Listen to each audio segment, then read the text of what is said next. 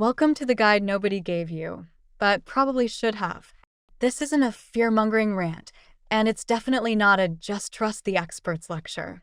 It's the thing we read after feeling like garbage for way too long, after trying too many supplements, and after realizing that maybe, just maybe, our body isn't broken, just undersupported, overtoxic, and severely misinformed.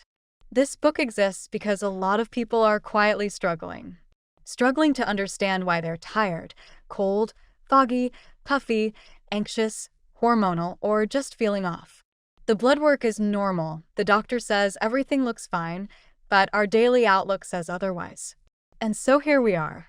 Iodine, the mineral we've heard terrifying things about. The one they say is toxic in high doses or only needed in trace amounts. We've probably been warned to avoid it entirely if we have a thyroid issue. Funny how nobody warns us that we used to get way more of it in our food before the chemical industry hijacked our salt shaker and replaced it with bleached, bromide-laced garbage. This guide is for the skeptics, the thinkers, the people tired of health advice that changes every 6 months depending on which pharmaceutical company sponsored the study. We're going back to basics. Cellular mechanics, nutrient logic, and a touch of common sense. My name is Micah Coffee. I created Iodine.com and one of the largest iodine groups on the internet, Iodine for Beginners. I've seen tens of thousands of people try iodine, some carefully, some like a cannonball into a kiddie pool, and I've made it my mission to help people start smart and stay sane. I walked into this in a very similar way you are, with a lot of the same questions and hurdles. In the pages ahead, we'll talk about what iodine is, why our body needs it, why most people are low, and how to safely start bringing it back into our lives without losing our minds, our sleep, or our thyroid. Let's rebuild this machine one drop at a time. Chapter 1. What is iodine, and why the heck haven't we heard the truth? Iodine is not just a supplement. It's not a fad. It's not just that stuff they use to sterilize wounds, or the stuff added to salt. Iodine is a necessity. A fundamental, non-optional, molecular workhorse our body depends on every day. And if we're not getting enough, our cells act like cars running low on oil, grinding, sputtering, overheating, and eventually breaking down. Let's clear this up right now. Iodine is not just for the thyroid. It's linked to IQ. It's used in every gland, in every layer of immune defense. It interacts with hormones, brain chemistry, detox systems, and more. And no, that trace amount in our table salt isn't enough. So what exactly is iodine? Chemically, it's a halogen like chlorine, fluorine, and bromine. But unlike those toxic hooligans, iodine is the only one our body actually needs. It's the benevolent sibling of the halogen family. Problem is, those toxic ones, fluoride in our drinking water, bromide in our bread, chlorine in our shower, compete with iodine at the cellular level. They hog the parking spots meant for iodine, then sit there doing absolutely nothing helpful. Yup. Our cells might be occupied by the metabolic equivalent of unemployed squatters. And iodine doesn't just slide into place. The receptors it needs are often clogged with imposters fluoride, bromide, and chlorine thanks to years of exposure. It has to shove its way back in, displacing the junk that's been holding the spot. But that's a detox story for another chapter. For now, let's get grounded. Elemental iodine, I2, this is the form that stains our skin and smells like antiseptic. It's the version that freaks out pharmacists and purifies water in emergencies. Potassium iodide, Ki, this is the water-soluble form that dissolves into the bloodstream more easily. It's what's added to salt. Lugol's solution. Potassium iodide is a combination of elemental iodine and potassium. Lugol's is potassium iodide mixed with more elemental, which forms triiodide, aka Lugol's solution. Nascent iodine, marketed like it's magic. It's usually just a highly diluted, electrically activated form. Some people love it, some find it weak. Either way, it's still iodine. I tend to recommend starting with nascent because it helps us ease into iodine in a much more balanced way. But here's the kicker, the body doesn't care how you get your iodine. It doesn't check your label. It just wants atoms of iodine, especially for making hormones like T3 and T4. That's literally what the 3 and 4 stand for, 3 and 4 iodine atoms. Without those, your thyroid is just sending out blank checks. No value, no action. There's still plenty of time to try different forms later. and see what your body prefers. But the takeaway is simple. Your body runs on iodine. Not opinions. Not marketing. Just atoms. Chapter 2. The War on Iodine. Welcome to Idiocracy. If iodine is so essential, we'd think it would be easy to get. On every grocery store shelf. In 10 different forms. With doctors recommending it left and right. Instead, it's conveniently removed or hidden, restricted, and labeled by the FDA as a List 1 chemical, a substance suspected of being used to make meth. No evidence. No trials. Just suspicion. And that suspicion is enough to make iodine harder to get than some prescription meds. Meanwhile, actual poisons like fluoride, a known neurotoxin, are being pumped into municipal water supplies with government approval. But iodine?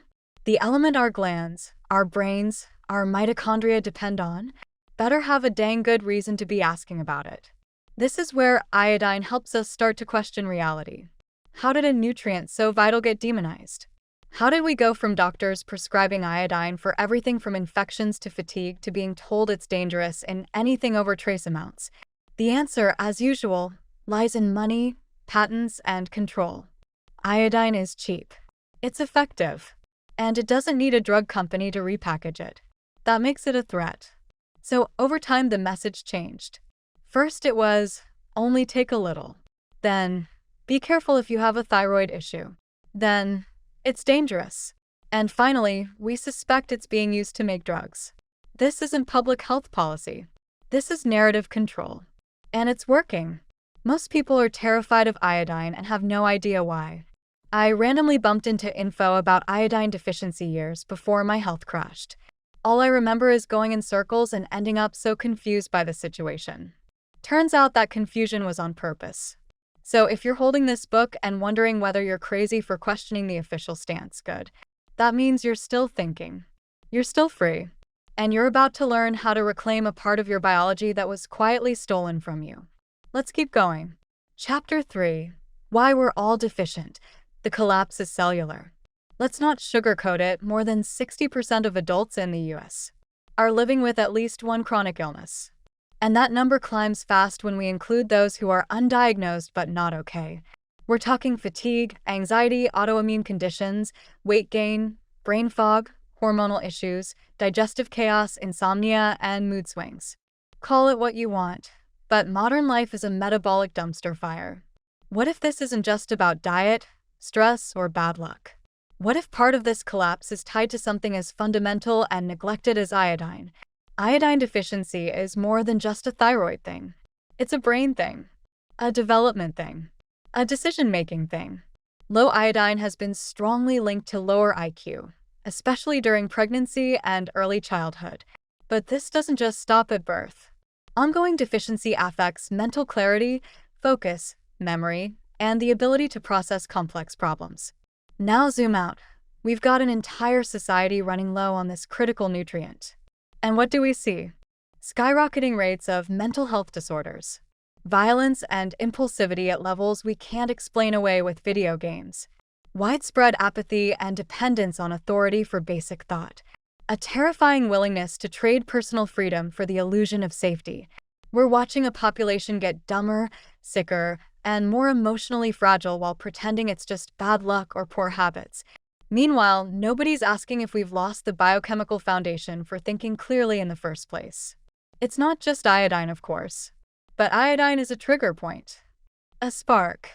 When it's missing, our cells lose access to the very signals that tell them how to detox, how to balance hormones, how to regulate the nervous system. Our body starts storing instead of clearing. Stress chemistry takes over. And our ability to function like actual humans starts slipping. We used to get iodine from food, from soil, from the oceans. But now we get fluoride in our water, bromide in our bread, and chlorine in our showers. Our halogen receptors are hijacked. And when the receptors are jammed, our signal is lost. So yeah, the world looks like it's falling apart. Maybe it's not just political. Maybe it's not just spiritual. Maybe it's biological collapse at the root. A slow unraveling of brain chemistry, self-awareness, and basic metabolic logic. And maybe, just maybe, we can start stitching it back together. One drop at a time. Chapter 4: Getting Started, Unlocking the Machine. Here's the twist no one tells us: those miracles we might see when starting iodine aren't because iodine is some kind of magic cure. They happen because iodine is the key that unlocks dozens of nutrient systems that were stuck on idle. Iodine wakes things up. It doesn't fix everything, it lets the things we already have start working again. This is why we need to approach it with a plan. Because the power we wield with iodine is only as effective as the understanding we build alongside it. It's like flipping the breaker to a building that hasn't had power in years. If the wiring's not solid, things might spark, sputter, or blow a fuse. We start slow. We watch. We give ourselves time to figure out what the heck is happening. When iodine enters the system, it begins reactivating detox pathways, hormone receptors, immune circuits, and cellular energy switches that have been dormant for decades. As those circuits light up, the nutrients we've been low on, or supplementing without any noticeable effect, suddenly begin to function. That magnesium we've been taking, that vitamin C, those B vitamins, they can finally plug into something. Because iodine turned the switch back on. But here's the deeper part. As we gain momentum, our understanding also improves. The deeper we go, the easier it gets to grasp how all of this fits together. Iodine isn't just waking up the body, it's waking up our intuition, our connection to how we feel, what we need, and when we've had enough. I've always been able to hear my gut instinct, but I've never known how to trust it. Till iodine. So how do we get started? We'll break that down in the next chapter, piece by piece.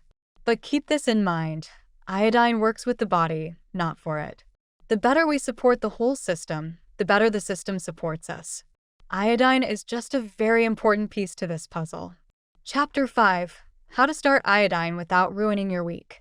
Most people approach iodine like they just heard it's the last bus out of town, chugging doses way too high, way too fast after decades and potentially generations of deficiency. That's not a healing protocol. That's a metabolic car crash waiting to happen. Here's a sample 4-week planner to ease into iodine while supporting your system. Week 1: Hydration and salt and magnesium. Daily unrefined salt, a 1/4 teaspoon on food. Track symptoms. Add magnesium every other day, glycinate/malate. Evening dose. Week 2: Selenium and vitamin C and observation. Add selenium 100 to 200 micrograms, vitamin C 500 to 1000 milligrams. One at a time. Pause here. See how you feel for a few days. Adjust if needed. Week 3: First drop of iodine and note reactions. Try 1 drop of 2% Lugol's or nascent. Nothing else new this week. Track skin, sleep, mood, digestion. Hydrate, rest, salt load if needed. Week 4: Repeat or rest. If well tolerated, try 2 drops. If not, rest. Support with detox baths, food. This isn't rigid. If something hits hard, stay in that week longer. If you need to rest earlier, rest. No protocol is worth pushing through symptoms that are clearly red flags. I personally would take every other day off to really help ease into this. The smart way? One thing at a time. Get to know these things. Start with the basics. Get salt and magnesium on board. Then maybe selenium. Then maybe vitamin C. See how that feels. Then 1 drop of iodine. Just 1. Not because it's weak, but because our system is. We're not trying to go from 0 to 1000 milligrams per hour. We're trying to teach ourselves how to function again. And that takes time and communication, not force. If unrefined salt seems to be stirring things up, continue increasing it slowly for a bit while eating clean. But stick with adding salt to food. Salt loading has its place. I'll explain more later. This is what real healing looks like. Add 1 thing. Wait. Observe. Learn. If we tolerate it, we try 2 drops, maybe next week or the week after that. Why the delay? Because real change takes time. Because our body is not a supplement bucket. Because every drop of iodine is potentially waking up 20 different processes that all need to coordinate. Which takes time. We're not in a race. We're in a re-education program for ourselves called Welcome Back to Earth. And the slower we go, the more we learn, the more we tune in, and the less we panic when something finally stirs up. As long as we're not going 100 miles per hour, Simply taking our foot off the gas pedal can be enough to get us back to safety. Visit the homepage of iodine.com for the iodine I currently recommend it. The next chapter? How to tell when what you're feeling is healing, or just plain too much. Chapter 6: Detox or Disaster. When healing feels like a breakdown. Let's be honest. Starting iodine can sometimes feel like we're either about to ascend to a new plane of existence or die in a Walgreens parking lot. That wave of fatigue, the weird headache or neck pain, the pressure in the chest. Is it detox? Is it healing? Or should we actually call someone? Welcome to the chaos of cellular reboot. Here's the truth: healing is messy. Especially when we've been running on backup systems filled with junk, and suddenly the cleaning crew, Iodine, shows up with a flamethrower and a clipboard. Iodine doesn't just stroll into our system and hand out hugs. It's more like, oh hey, you've been storing bromide in your tissues for 20 years? Let's deal with that. Remember all that mercury from your aunt or grandma's fillings? That's gotta go. And what is aluminum doing in your thyroid? These toxins don't quietly leave. They kick, scream, and often rear out through our skin, kidneys, lungs, or brain fog before exiting the building. Common detox reactions include headaches, nausea, metallic taste, brain fog, mood swings, skin breakouts, fatigue, weird pressure or tightness in the chest, bowel or bladder chaos. It's not easy to get all this stuff out. Sounds fun, right? But here's the difference between a detox reaction and an actual problem: context and timing. If we just started something new like iodine, selenium, or vitamin C, and a day or two later our body goes full drama queen, chances are we're stirring the pot. If we ease up and the symptoms back off, then we're not dying. We're detoxing.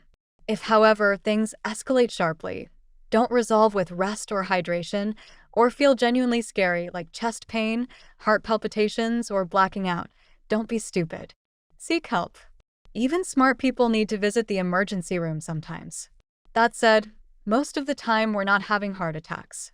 We're having a biological house-cleaning tantrum. It's the difference between a panic attack and a fire. We still feel the heat, but we're not burning down. Going slow helps this situation as well.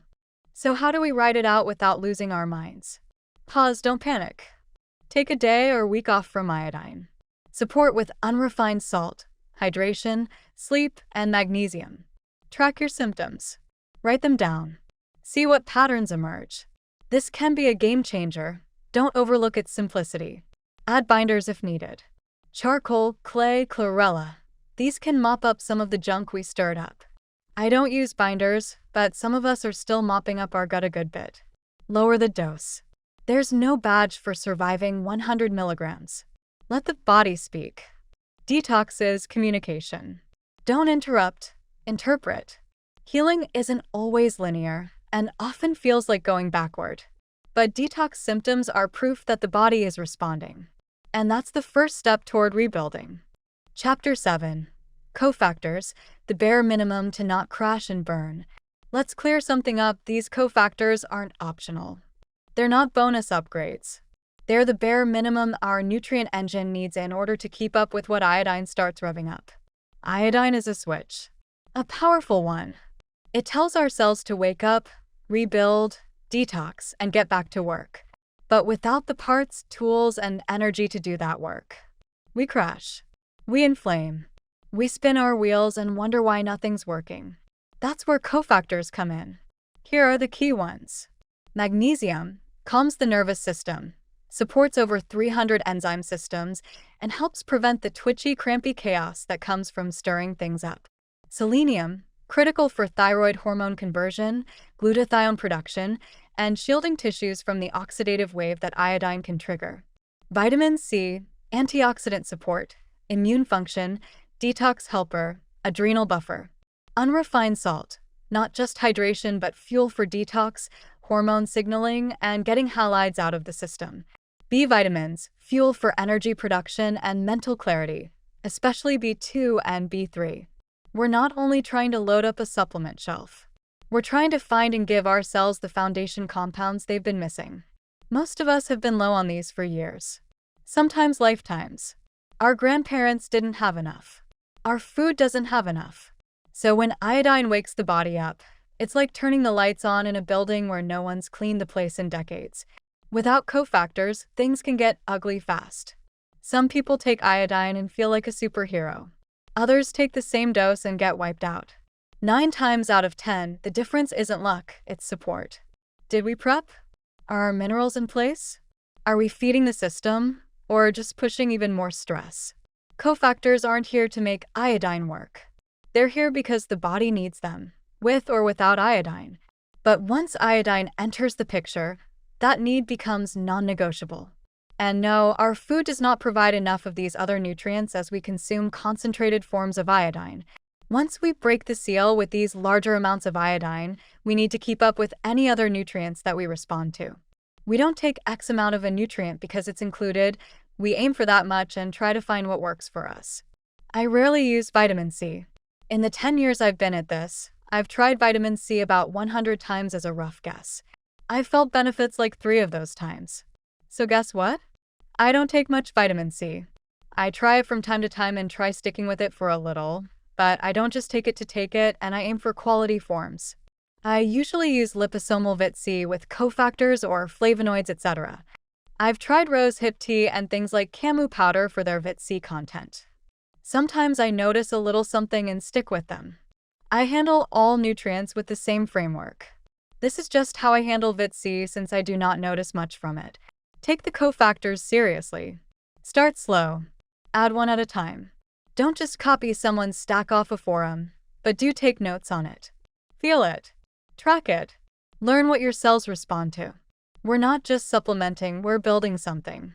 And these are the raw materials we build with. Chapter 8. TSH Panic. When labs lie or just mislead. Let's talk about TSH, the lab number that somehow became the dictator of our thyroid destiny. We get our blood drawn, and a single number shows up on a chart, and suddenly we're being told our thyroid is underactive, overactive.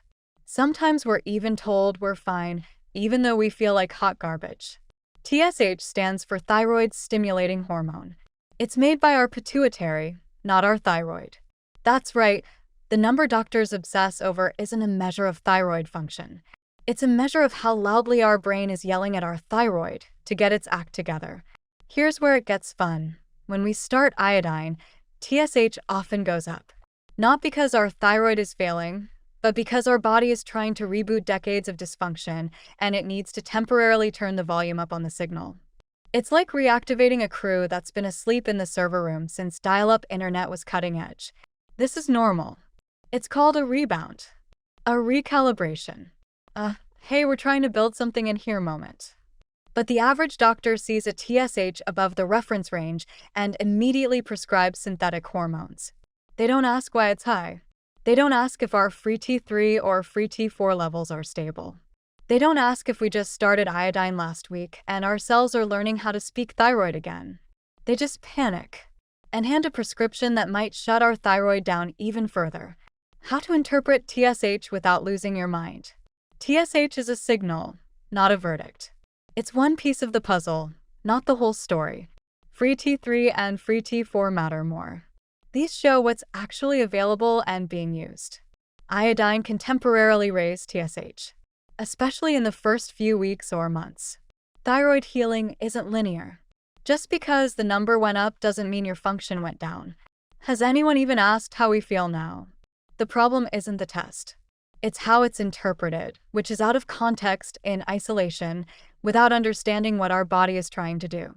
So breathe. Don't let one number override your lived experience. You're not a lab result. You're a system in motion in a world that doesn't exactly want you to figure this out. Chapter 9. When the body remembers, emotional detox and memory flashbacks. Let's get weird but real. Iodine doesn't just clean house physically. It has a habit of kicking the door open on the emotional closet too. Old stuff. Buried stuff. Stuff we swore we were done with. It starts small. Maybe we cry during a random commercial. Maybe a song triggers a wave of grief we didn't see coming. Maybe we suddenly remember something from age 7 that hasn't crossed our mind in decades, and now it's loud. Welcome to emotional detox. This isn't some woo-woo concept. Our nervous system stores trauma. Our cells store chemical memories. And when our biology wakes up, when iodine and cofactors start recharging the lights in every dusty hallway of our inner operating system, sometimes we're going to feel it. Old memories can rise up. Emotional triggers get louder. Dreams get weird. Anxiety shows up out of nowhere. But it's not regression. It's release. Our body isn't broken, it's processing. Stuff that got stuck. Stuff that didn't get closure. Stuff that got shoved down because survival didn't allow for reflection. Some people report vivid dreams or nightmares, flashbacks, random crying or emotional overwhelm, feeling off without knowing why, new awareness of past experiences they didn't fully process at the time. This is your nervous system untangling knots.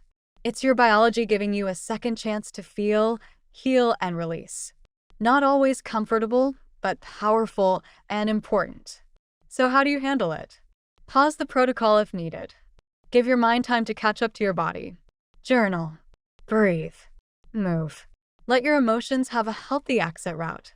Recognize what's yours and what's old. Not every feeling belongs to the present. Don't isolate. Reach out to someone who gets it, or at least won't try to fix it with a pill. Emotional detox isn't a setback. It's a sign your system is regaining access to all its files, including the ones you thought were lost. This is a good time to keep our diet clean. Petrochemical colors can shift us dramatically, especially as we are already processing something. This is just one example of additives some people commonly consume without much thought. Chapter 10: Halide Wars, Bromide, Fluoride, and the Great Cellular Eviction. If you've ever wondered why you feel like a radioactive swamp monster after starting iodine, let's introduce the real culprits, the halide freeloaders. Meet bromide and fluoride.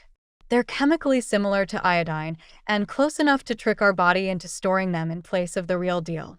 They park themselves in our glands, our brain, our skin, then just sit there like toxic squatters, contributing absolutely nothing and occasionally setting fires.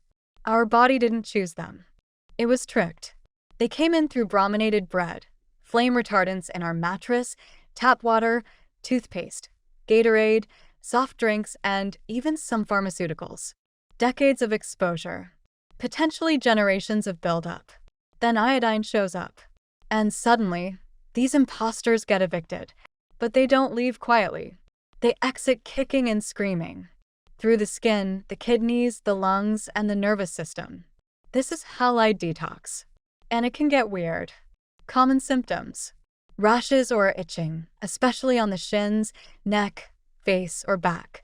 Acne or strange skin eruptions. Anxiety or restlessness. Salty or metallic taste in the mouth. Brain fog or flu-like symptoms. Unusually vivid or disturbing dreams. This isn't iodine hurting us. It's iodine rescuing us from the residue of a toxic industrial age. Our cells were tucking this stuff away either in an attempt to get us as far down the road as they could, or till we hopefully figure out what's going on and start providing what they need in order to catch up on the backlog. The key here is support and pacing. If our skin is freaking out, if our dreams feel like a nuclear sci-fi short film, if our mood flips like a light switch, it's time to slow down, up our unrefined salt, hydrate, and support detox pathways. Salt loading can help pull bromide through the kidneys. Vitamin C supports adrenal function and oxidative stress. Binders like activated charcoal or bentonite clay can mop up the garbage once it's loose. And remember, your body has been holding onto this junk for decades. This isn't just detox, it's renovation. We're not falling apart. We're finally clearing the sabotage. Chapter 11: Detox Tools and Cellular Terrain, Sunlight's Defense Against the Frequency Fog. As we continue this deep cleanup, it's not just about what we take, it's also about what we remove, expose ourselves to, and how we support the terrain our cells live in. Healing isn't just biochemical, it's environmental, electrical, and even photonic. Let's start with sunlight. We've been conditioned to fear it. Sunscreen everything. Avoid peak hours. Hide behind UV blocking glass. But natural sunlight is one of the most fundamental inputs our biology depends on. It affects everything from our circadian rhythm to our mitochondrial charge. And more recently, research has begun connecting sunlight to bile flow, which is something often overlooked in detox protocols. Bile is the body's garbage truck. It helps us move out toxins, fats, hormones, and waste products. And guess what iodine kicks up? All of the above. Without adequate bile flow, we're stirring the pot without an exit strategy. But sunlight, especially morning light, can help stimulate liver and gallbladder activity. That means better digestion, better detox, and clearer signaling across the board. Daily light exposure helps. Regulate cortisol and melatonin. Improve bile flow and digestion. Support mitochondrial energy production. Reduce inflammatory burden from circadian disruption. Meanwhile, after sunset, we need to flip the switch. Blue light exposure after dark wrecks our melatonin production, scrambles sleep, and keeps our nervous system in a constant state of low-level alertness. Our cells don't just need nutrients, they need rhythm. Enter blue blockers. No, not the gimmicky Instagram kind. We're talking about real amber or red lenses after sunset. Dim red bulbs in the evening.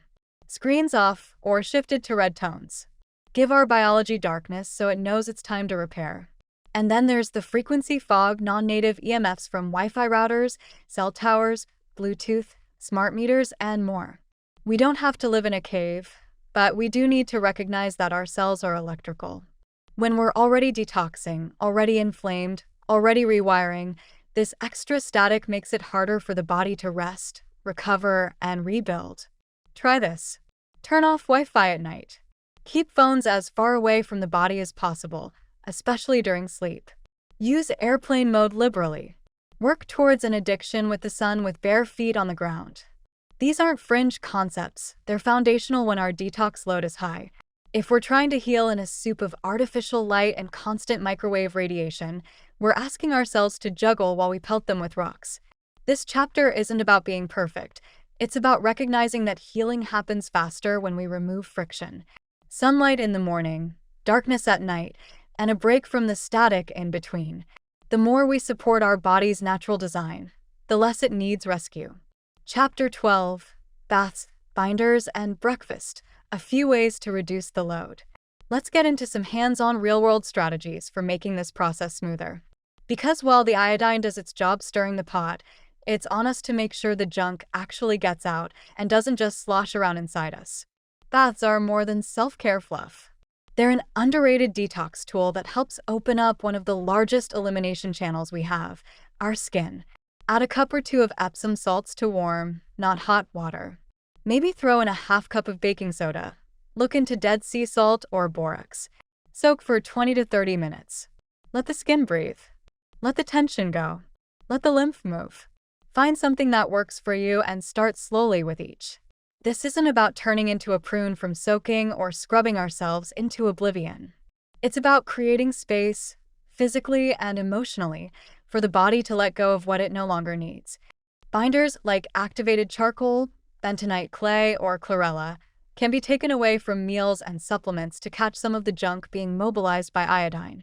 Think of them like cleanup crews walking behind demolition teams. Just be mindful. Too much can cause constipation, so hydration and pacing matter. I personally don't use binders, so pay attention and don't take these just because. Take stuff that you notice helps, because otherwise, what is it doing? Now, let's talk about breakfast. Not in the cereal and orange juice way we were taught, but in a way that actually lowers our stress hormones. We wake up with naturally elevated cortisol. It's supposed to give us that push to get going. But in a depleted body, one under stress from detox, from inflammation, from years of imbalance, that cortisol spike can be too sharp. It leads to anxiety, irritability, and crashes later in the day. A solid, protein-rich breakfast can help blunt that cortisol wave. Think eggs, grass-fed meats, leftover dinner, protein powder with balanced nutrients, something that tells our body, you're safe, you're fed. You don't need to stay in fight or flight. If you've seen pathwaymap.com, you probably get why protein in the morning matters. It's the primary fuel for our nutrient engine. Reducing stress isn't about meditation apps and spa days, though those may help. It's about building our day around safety signals. Sunlight in the morning. Real food with quality protein and fat. Gentle movement. Time away from screens. Supportive social connection. The more safety our body perceives, the more capacity it has to detox, repair, and build. We don't heal in a state of panic. We heal when our system finally believes it can. This chapter is about creating that belief and giving our biology the tools to act on it. Chapter 13, Adrenals on Empty, Why Pushing Through Isn't Healing. Whether we call it adrenal fatigue, feeling worn out, or whatever we might see this as, there is a very important point to make that is being overlooked by 99.97% of the health info being shared. We cannot heal properly while we're stressed. We have to think of a machine constantly trying to work under severe stress. Constant stress wears down even the best machines. Even humans, the most advanced. But we're built for balance, not chaos. But the world we are a part of is not our machine's proper environment. This is the big disconnect today. People are trying to live in the matrix while dabbling with a few natural healing methods in hopes one will finally work. Nature has a framework. If we adhere to that framework, we increase our chances of survival many times over. Adrenal fatigue isn't technically a medical diagnosis, but let's be real, whatever we want to call it, something is clearly broken. And no, it's not fixed by more coffee, more willpower, or more supplements with the word adaptogen in bold font. Our adrenal system regulates stress response. It keeps cortisol, blood sugar, inflammation, and energy rhythms in check. But when we're nutrient depleted, overwhelmed, and tossing iodine or any potent nutrient into the mix without proper support, our adrenals start waving a white flag. It's not always because we're doing something wrong. It's because we're finally doing something. We're waking up systems that haven't had resources in years, and they're trying to respond with what little backup they've got. Sometimes iodine feels amazing. Energy goes up. Brain fog clears. Sleep improves. But other times, especially when we push the dose too fast, it's like hitting the gas in a car with no oil. The engine revs, but the wear and tear builds fast.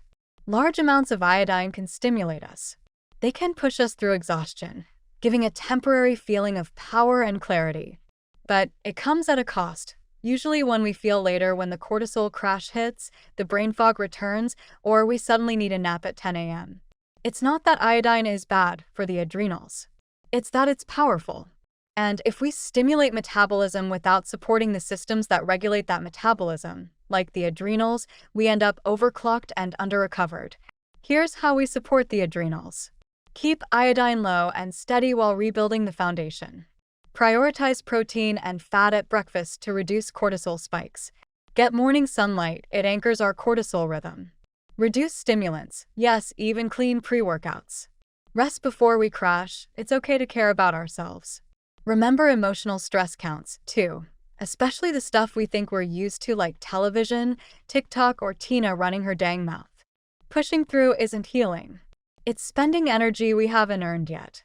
If we want to truly heal, we stop asking how much more can I do, and start asking what would help me feel safer, more supported, and more regulated today. That's how we rebuild, not just the thyroid, but the whole system. Chapter 14, How Much to Take, Finding the Edge Without Falling Off. Let's talk dosage. This is where most people get confused, overconfident, or just plain wrecked. Because iodine is not like anything we've taken before. It's not a casual part of a wellness routine. It's a system-wide signal, a mobilizer, a disruptor. It wakes things up that haven't moved in years, and if we're not paying attention, it can be a bulldozer plowing through unprepared terrain. So where do we start? Start low. Start slow. Start with intent. I usually recommend starting with 1 drop of 2% Lugol's solution. That's less than 2.5 milligrams of iodine/iodide combined. For many of us, that's the first real iodine our system has seen in decades, or maybe ever. If we're sensitive to supplements, starting with a drop of one of the nascent iodine I mentioned or starting with 2% on your skin is likely best. Only a tiny amount of people react to these smaller amounts of iodine. Most of them were already aware they react to things but did not realize how potent iodine is. Then we wait. Not 10 minutes. Not until we feel something. We wait days. Sometimes a week. We observe. We hydrate. We support detox pathways. We stay curious. As we build up, we go 1 drop at a time. 1 layer at a time. 1 system at a time. Eventually, we may run into something. That might be. Itchy skin, especially on the shins. Hair shedding or texture changes.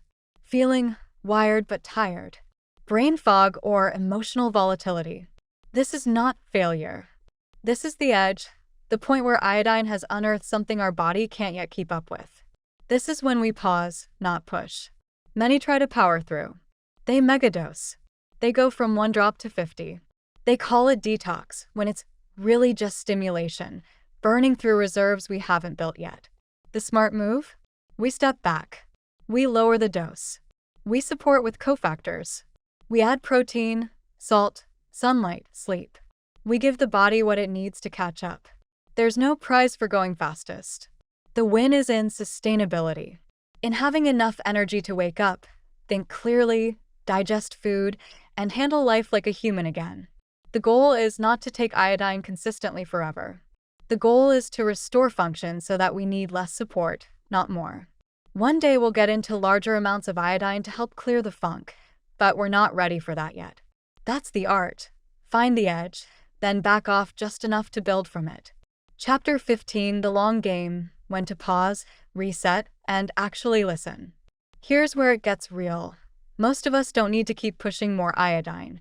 We need more clarity, more awareness, more patience. The real growth often happens when we stop for a bit and see what settles. There comes a point in this process where the smartest move isn't going forward. It's pausing, giving ourselves time to catch our breath, letting the dust settle, letting the changes we've triggered integrate and stabilize. The metabolic version of sleeping on it. Because here's the truth. If we keep increasing iodine without knowing whether it's helping, we're not healing, we're gambling. We're burning through resources without knowing if anything's landing, mistaking stimulation for progress, and missing the subtle signals our body is trying to give us. Imagine a shy new student trying to find their place. If we push too hard, we might just make things worse. But if we observe, offer gently, and respect their pace, we give them a real chance to grow. If we're wise and play the game, we can support them beyond their own potential. Pausing isn't regression. It's strategy. Sometimes we need to stop iodine entirely for a week. Or a month. Sometimes we stay at 1 drop for 2 months to really learn what that drop is doing. Because when we pause, we can finally tell. Are we actually improving? Are we more grounded and stable? Are things easier or just louder? Are we supporting with food, light, sleep, or only stimulating with supplements? If we feel stuck or overwhelmed, like nothing is clicking or everything is a fog, this is the time to push reset on the reset. Step back. Get a clean head. Let the adrenaline wear off. Rebuild trust with our system. We can come back to iodine later, better prepared, more tuned in, and with a stronger foundation beneath us. The amount of iodine we've taken by the time we're taking a break is likely enough to carry us a few months. Keep in mind how much iodine we're able to get from these drops compared to what we were getting before learning about iodine. This journey isn't about constantly doing. It's about knowing when to pause, when to support, and when to coast. Healing doesn't always feel productive. Sometimes it feels like nothing at all is happening, until one day we realize we're stable, calm, and actually living again. And that's the long game. Building a body we can live in comfortably, clearly, and confidently. Let's talk about how that feels, how to sustain it, and how to help others get here too. Let's wrap things up. One day I hope to write much more, but I wanted to keep this as short as possible, so starting iodine might feel just a touch less overwhelming. I'd like to touch on a few things to help fill in some blanks before we sign off for now. What is salt loading and when do we use it? Dr. Guy Abraham introduced salt loading to help flush out bromine displaced by iodine. The idea is to drink salty water, 1/4 to 1/2 teaspoon unrefined salt in 1/2 to 1 cup water, then follow with 12 to 16 ounces of plain water. The salt helps pull bromine from cells, and the water flushes it out, often triggering urination or a bowel movement within 30 minutes. When used occasionally and at the right time, it can be extremely effective. Some people even feel brain fog lift almost immediately. But overuse comes with risks. Some now recommend salt loading daily for weeks or indefinitely, which can backfire. Drinking salt water forces sodium through tissue, unlike salt from food, and can overwhelm those who aren't ready for it. I've seen people end up in the emergency room from electrolyte imbalances caused by aggressive salt loading. Others report it stops working altogether after prolonged use, likely from overdoing it. This isn't a cure-all. Use it strategically and listen to your body. Where does the high-dose idea originate? Dr. Brownstein originally recommended starting iodine at 50 milligrams, but over time, as more people tried it and ran into rough reactions, he lowered that to 12.5 milligrams. That's a 75% reduction. I personally question why someone would reduce it by that much without going all the way down to small amounts that mess with less people. There are a few main reasons I see people still starting in the 12.5 to 50 milligrams range. High doses can temporarily wrap toxins and hormones in fat and water, which helps bypass detox for an unknown amount of time. This sounds appealing. Iodine, the tablet both Brownstein and Abraham are tied to, only comes in 12.5 milligrams, 50 milligrams, and eventually 6.25 milligrams to accommodate people having reactions. For people without the energy, knowledge, or structure to follow a full natural protocol, high-dose iodine can feel like the simplest next step, like another medication solving the day. It's easier to pass the idea to others. Take a bunch of these nutrients. If that doesn't work, take more. It's not ideal, but this is what most people are confronted with as they find iodine. Why are we starting this show with a method that mimics medication? Because that's what most doctors do. Drug it. Next. Hashimoto's isn't caused by iodine. It's exposed by it. If you've been told that iodine triggers Hashimoto's, you're not alone. But you're also not getting the full picture. For decades, your thyroid may have been silently suffocating, hoarding the wrong halides and limping along with synthetic hormones or partial function. Then someone adds iodine, and suddenly your immune system finally notices the problem. Antibodies go up. You feel worse. And everyone says, see, you can't take iodine. But in most cases, this is less about iodine being the enemy and more about our body finally getting the resources it needs to dig up old junk. We didn't trigger an autoimmune disease. We exposed it like we expose corruption. The inflammation we feel isn't a betrayal. It's a reaction to long-ignored damage that's finally moving. The fix? Support, don't suppress. Pause iodine. Go intensely slow. Selenium, 100 to 200 micrograms, from selenomethionine or food. Magnesium, preferably glycinate or malate. Unrefined salt on food, real, actual food. Patience. Lots of it. Start slow.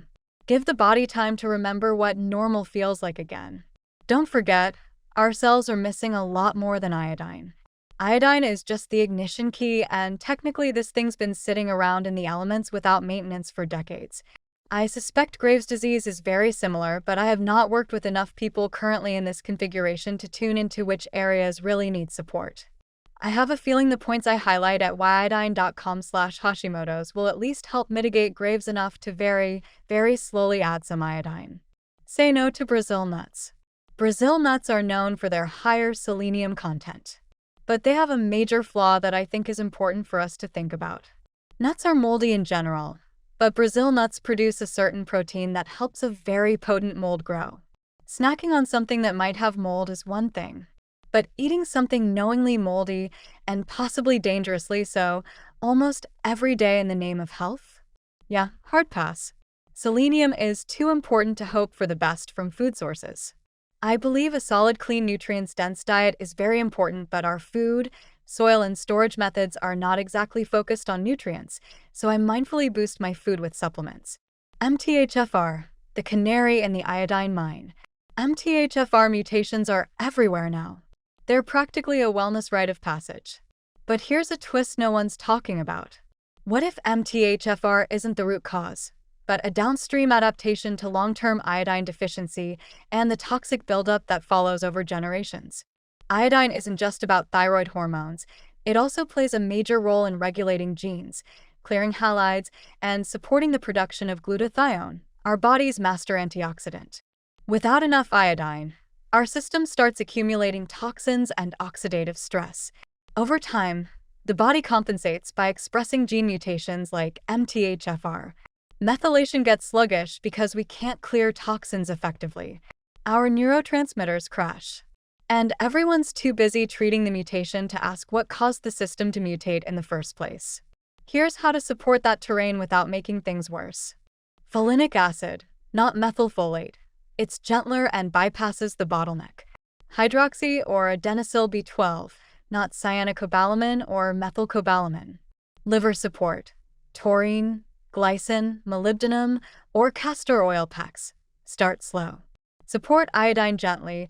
Try 1 drop every few days. Watch and wait. Fixing MTHFR might not be about fixing a gene at all. It might be about restoring the nutrient that kept your DNA from panicking in the first place.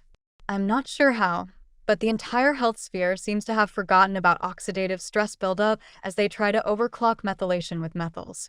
What happens when we force things in a biochemical machine that's missing something as integral as iodine? What happens when the majority of our cells are inundated with generational toxicity that physically inhibits the machinery we're trying to rebuild, yet we try to overclock this thing instead? What are we doing? I really hope more people start to see what I'm trying to point out here.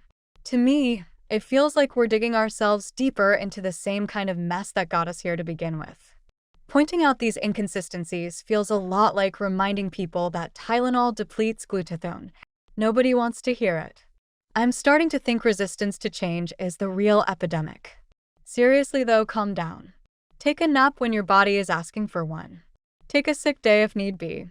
If you can't, understand that this is part of what's holding your cells back and make it a point to find a workaround. Back off stimulants like caffeine, alcohol, energy drinks, or anything similar. This includes work, projects, hobbies, and video games. We're constantly seeking these things in an attempt to fill a gap, but it's time to fix the gap with nutrition and balance. Go camping in your backyard if need be. Figure out how to disconnect and calm down. Learn how to do this full-time. Can we just take a multi? There are a handful of issues with multivitamins, but the main issue I see with them is they will likely contain at least several nutrients we cannot use yet. These extra compounds are stress on our system. A quality multi isn't a bad way to provide small amounts of some compounds that are not easy to get our hands on otherwise. I cycle through multis or similar blends once in a while and stick with anything that seems to help, similar to solo nutrients. The main issue with multis is the potential for poor quality, improper blends that people blindly take too much of. If we understand what most of the nutrients are and use something like this sparingly, I think it can be a helpful addition to our arsenal. Welcome to Iodine. What's next? Iodine cut through a fog I didn't know I was living in. Before my health crash shoved me down this path, I had read 2 books in my life.